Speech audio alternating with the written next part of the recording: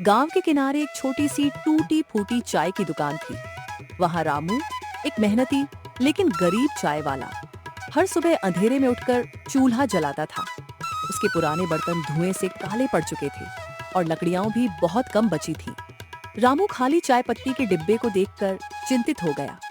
रामू मन में, हे भगवान, बस इतनी सी चाय पत्ती बची है।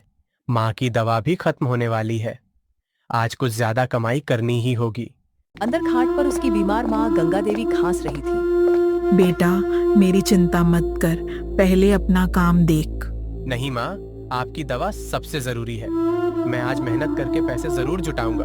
रामू मुस्कुराया और तुरंत चाय बनाने में लग गया।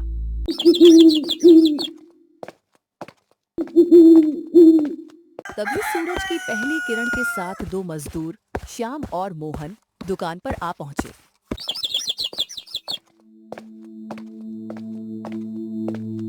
रामू भाई, दो गर्मा गर्म चाय बना दो। आज तो बहुत ठंड लग रही है। रामू मुस्कुराया और तुरंत चाय बनाने में लग गया। अभी लाया भाइयों, ऐसी चाय पिलाऊंगा कि सारी थकान दूर हो जाएगी। रामू जल्दी जल्दी चाय बनाकर मजदूरों को देता है। तभी गांव का अमीर और घमंडी साहूकार लाला धनराज वहां आ जाता है। धनराज गुस्से में। ओ रामू, मेरा उद्धार कब लौट आएगा? पूरी दुकान में सन्नाटा छा जाता है। रामू घबराकर, लाला जी, बस थोड़ा और समय दे दीजिए, माँ की तबीयत खराब है। धनराज मेज पर रखे कुछ सिक्कों को उंगली से हिलाकर हंसता है। इतने पैसों से उधार चुकाएगा? मजदूर चुपचाप सब देखते रहते हैं। मैं मेहनत कर रहा हूँ लाला जी, शाम तक कोशिश करूंगा। सुन ले रामू, अगर शाम तक पैसे नहीं मिले तो तेरी दुकान का सारा सामान उठा ले जाऊंगा। यह कहकर वह चला जाता है। रामू की आंखें नम हो जाती हैं और उसके हाथ कांपने लगते हैं। रामू बस हल्की सी मुस्कान दे पाता है। दोपहर की तेज धूप में उसका चेहरा पसीने से भीग जाता है। तभी एक बूढ़ा यात्री, बाबा हरिदास, थके कदमों से उसकी दुकान पर आकर बैठ जाता है। बेटा, बहुत प्यास लगी है, लेकिन मेरे पास पैसे नहीं हैं। रामू अपनी कमाई की तरफ देखता है। उसके पास वैसे ही बहुत कम पैसे थे। अगर मैंने इन्हें मुफ्त में दे दिया तो मेरी कमाई और कम हो जाएगी। लेकिन अगले ही पल वह मुस्कुरा देता है।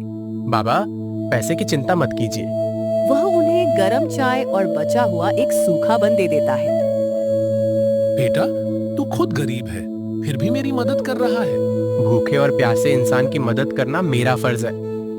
बाबा की आंखें भर आती हैं। बाबा हरिदास धीरे धीरे चाय पीते हैं और उनके चेहरे पर संतोष दिखाई देता है। बेटा रामू, दुनिया में बहुत लोग अमीर होते हैं, लेकिन दिल के अमीर बहुत कम होते हैं। मैंने तो बस इंसानियत निभाई है बाबा। बाबा उठकर जाने लगते हैं। जाते जाते वे रामू की ओर देखकर कहते हैं, याद रखना बेटा, सच्ची नेकी कभी खाली नहीं जाती। रामू उनके शब्द सुनकर मुस्कुरा देता है। लेकिन जैसे ही शाम होने लगती है, वह अपने सिक्के गिनता है। अरे नहीं, अभी भी पैसे कम हैं। उसी समय दूर रास्ते पर साहूकार धनराज आता दिखाई देता है। रामू का चेहरा डर से सख्त हो जाता है।